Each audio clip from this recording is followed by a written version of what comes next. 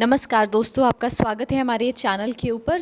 जैसे कि आप जानते हैं कि इंडिया ने अपनी प्रिपरेशन बिल्कुल ज़ोर शोर से शुरू कर दी है पहलगाम अटैक के ऊपर। जो पहलगाम में अटैक हुआ है, जहां पे 26 टूरिस्ट मारे गए हैं, उसके ऊपर हमारे प्राइम मिनिस्टर ने इस समय क्लियर स्टेटमेंट दिया है। अपनी बिहार की रैली से उन्होंने क्लियर स्टेटमेंट दिया कि हम लोग किसी भी स्थिति में इन टेररिस्ट को छोड़ने वाले नहीं हैं। तो उसी के बारे में आज हम लोग यहाँ पे जानने वाले हैं। इस समय इंडिया के अंदर क्या क्या प्रिपरेशन चल रही हैं पहलगाम अटैक पे काउंटर करने के लिए, इंडिया की मिलिट्री इस समय क्या एक्शंस ले रही है, उन्हीं के बारे में हम यहाँ पे जानने वाले हैं। तो चलिए देखते हैं यहाँ पे। तो इंडिया का सबसे पहला स्ट्रैटेजिक मिलिट्री रिस्पांस टेररिज्म की अगर तरफ हम लोग देखें तो यहाँ पे हमारी इंडियन नेवी, एयरफोर्स, आर्मी, तीनों ही फोर्सेज हमारी इस समय बिल्कुल फुल एक्टिव मोड पे हैं। प्राइम मिनिस्टर ने रिसेंटली अपने एक रैली से ये स्टेटमेंट दिया that India will identify and punish every terrorist. And ये चीज़ उन्होंने जिस समय वो बिहार के अंदर अपना एक रैली करा रहे थे मधुबनी के अंदर, वहाँ पर उस गैदरिंग के अंदर उन्होंने इस स्टेटमेंट को यहाँ पर दिया।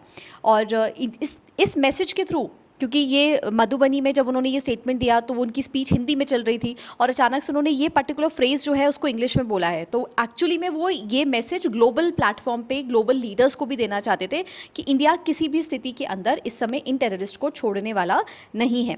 तो चलिए ज़रा जानते हैं कि क्या क्या चीज़ें चल रही हैं। आप जानते हैं कि 26 टूरिस्ट को यहाँ पर मार दिया गया था पहलगाम के अंदर बाय दी टेररिस्ट, और उसके ऊपर अभी गवर्नमेंट जो है वो बिल्कुल स्ट्रिक्ट मिलिट्री और डिप्लोमेटिक पॉस्चर पाकिस्तान की तरफ ले चुकी है। बहुत ही स्ट्रिक्ट एक्शंस के ऊपर वहाँ पे फर्दर काम कर रही है। क्या चल रहा है इस समय?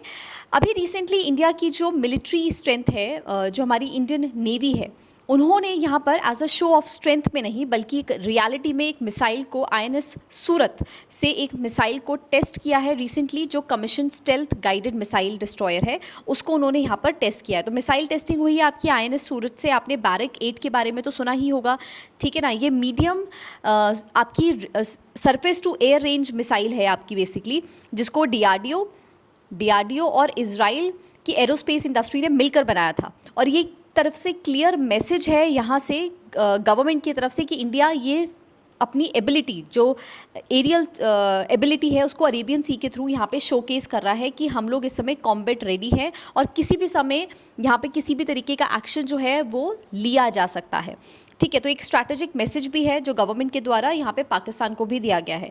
पैरेलली अगर आप देखेंगे तो इंडियन एयरफोर्स ने भी यहाँ पे एक ऑपरेशन एक्सरसाइज आक्रमण जो है उसको लॉन्च कर दिया है। और ये एक सबसे बड़ी बात है कि ये एक्सरसाइज कोई वन डे एक्सरसाइज नहीं है, बल्कि this is a multi day exercise. Multi day exercise मतलब पता नहीं अभी कितने दिन तक ये नेशन वाइड ड्रिल जो है वो चलती रहेगी। और यहाँ पे सबसे सरप्राइजिंगली अगर आप देखेंगे तो इंडिया के पास इस समय बहुत सारे, हम लोग जानते हैं कि एयरक्राफ्ट्स हैं, जैसे राफेल है, सुकोई है, मिराज है, उन सभी तरीके के हमारे एयरक्राफ्ट्स जो हैं वो इस समय इस ड्रिल के अंदर पार्टिसिपेट कर रहे हैं।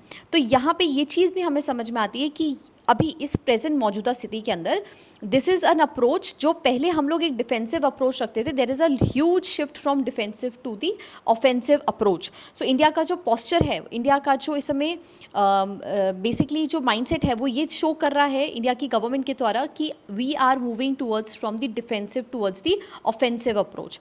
तो ये भी हम लोग देख रहे हैं कि ऑपरेशन आक्रमण जो है वो भी हमारी इंडियन एयरफोर्स के थ्रू स्टार्ट कर दिया गया। और जैसे भी आपने पहले देखा कि यहाँ पर जो इंडियन नेवी है उसने आईएनएस सूरत, इंडियन नेवी ने टेस्ट करा है मिसाइल आईएनएस सूरत से, जिसको कमीशन किया गया था। स्टेल्थ गाइडेड मिसाइल है, जो आप बैरक के बारे में आप लोग जानते हैं, बैरक 8 के बारे में, जो एयर मिसाइल है आपकी, सरफेस टू एयर मिसाइल है आपकी, ठीक है ना। तो चलिए हम लोग आगे देखते हैं इसके बारे में। और तो अब इन सब स्थिति के अंदर जब यहाँ से ऑपरेशन लॉन्च हो चुके हैं, एक्सरसाइजेज हो रही हैं, यहाँ पे ड्रिल्स परफॉर्म हो रही है, मिसाइल टेस्टिंग हो रही है, तो पाकिस्तान भी शांत तो नहीं बैठेगा, आप भी जानते हैं। तो पाकिस्तान भी इस समय बहुत ज़्यादा अलग कंडीशन, पैनिक कंडीशन के अंदर है और बहुत ही ज़्यादा परेशान है, क्योंकि इंडिया ने यहाँ पे इंडस वाटर ट्रीटी को भी सस्पेंड कर दिया है और वो एक पैनिकिंग कंडीशन प्रोड्यूस कर रही है पाकिस्तान में। उस रिस्पॉन्स में पाकिस्तान ने अपनी एयर स्पेस को, जो इंडियन एयरक्राफ्ट के लिए उसकी एयर स्पेस है, उसको उसने क्लोज कर दिया है। साथ ही साथ उसने 1972 1972 में जो इंडिया और पाकिस्तान के बीच में शिमला अग्रीमेंट साइन हुआ था, उसको भी उसने रद्द कर दिया है। कहा है कि ये अग्रीमेंट भी हम लोग इस समय मानने के लिए तैयार नहीं है। तो स्ट्रैटेजिकली अगर हम लोग देखें तो यहाँ पर स्ट्रैटेजिकली इंडिया बहुत प्रिपेयर्ड है। और अगर हम लोग उसे ऑफेंसिव मिलिट्री पोस्चर के हिसाब से देखें, एयरफोर्स रेडीनेस के हिसाब से देखें, इंटरनेशनल सपोर्ट अगर हम लोग देखें, so India is completely ready at this point of time. अपने आप को बचाने के लिए पाकिस्तान साथ में ये भी कह रहा है कि ये जो भी एक्शंस इंडिया के द्वारा करे जा रहे हैं, ये सब कुछ फैब्रिकेटेड है, सिर्फ और सिर्फ हमें बदनाम करने के लिए करा जा रहा है। और ये हम क्या, ये पूरा देश, ये पूरी दुनिया जानती है कि पाकिस्तान ही है वो देश जिसने पूरी दुनिया के अंदर टेररिज्म को फैलाने के ऊपर बहुत तेज़ी से काम किया है। साथ ही साथ अगर ग्लोबल कंटेक्स्ट में देखें तो इंटरनेशनल सपोर्ट भी इस समय इंडिया के साथ है। जो मेजर ग्लोबल पावर्स हैं, यूएस, रशिया, वो इंडिया को एंटी टेरर स्टैंड के अगेंस्ट इस समय पूरा सपोर्ट कर रहे हैं। हाँ, डेफिनेटली ग्लोबल कम्युनिटी बोल रही है कि आप रेस्टेन करिए, बट स्टिल उनका इंक्लिनेशन इस समय भी भारत की तरफ ही है कि भाई हाँ, डेफिनेटली आप भारत को सपोर्ट कर रहे हैं वो लोग कि हमें किसी भी स्थिति पे टेररिज्म के अगेंस्ट काम करना बहुत ज़्यादा ज़रूरी है। इकोनॉमिक एंगल से देखें तो भाई पाकिस्तान के अंदर स्थिति जो मौजूदा है वो इकोनॉमिक इंस्टेबिलिटी बहुत ज़्यादा बढ़ रही है, क्योंकि वहाँ की जो कराची आपकी स्टॉक मार्केट एक्सचेंज है वो कम्प्लीटली कोलैप्स हो चुकी है। वहाँ की करेंसी की अगर हम लोग बात करें तो वो कम्प्लीटली बहुत ज़्यादा वीक करेंसी है। अभी से क्या, पहले से भी वो बहुत ज़्यादा वीक स्टेट पे आ चुकी थी।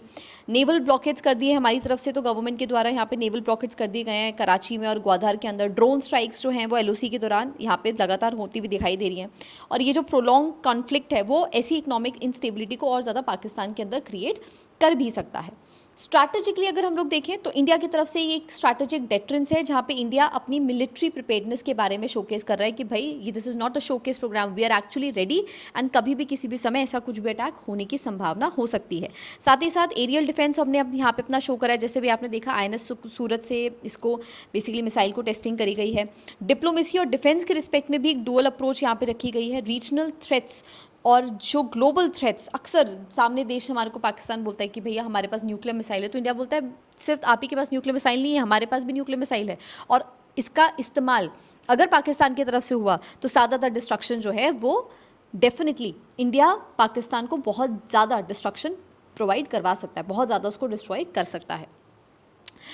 एडवांस वारफेयर और मॉडर्न वॉरफेयर कंसिडरेशंस अगर हम लोग देखें तो साइबर वॉरफेयर एक possibility of targeting the Pakistan critical infrastructure पे है। और साथ ही साथ न्यूक्लियर स्ट्रैटेजी में इंडिया ने ये बात क्लियरली बोली है कि there is no first use policy. हम लोग न्यूक्लियर आर्म्ड के अंदर ये पॉलिसी को मेंटेन करते हैं कि हम लोग पहले भले उसको नो फर्स्ट यूज़ पॉलिसी के अंदर लेकर आते हैं, लेकिन इसका मतलब ये नहीं है कि हम लोग रिटेलिएट नहीं करेंगे, हम लोग कन्वेंशनल रिटेलिएशन नहीं करेंगे।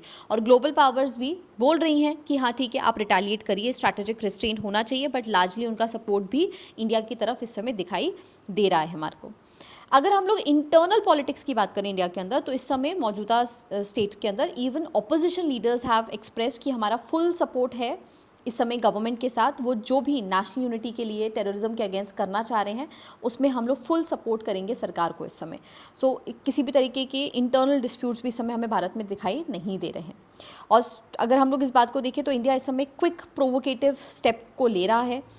इंटरनल कंसेंसस यहाँ पर है, स्ट्रॉन्ग है इस समय। साथ ही साथ कॉम्प्लेक्स जियोपॉलिटिकल टेंशंस बरकरार हैं, क्योंकि नेशंस की तरफ से ऑब्वियसली कोई देश नहीं चाहेगा, कोई भी वर्ल्ड में कंट्री नहीं चाहेगी कि किसी तरीके का न्यूक्लियर वॉर स्टार्ट हो सके। बट साथ ही साथ there are nations who are backing up India कि टेररिज्म के अगेंस्ट हम आपके साथ बिल्कुल डटकर खड़े हैं।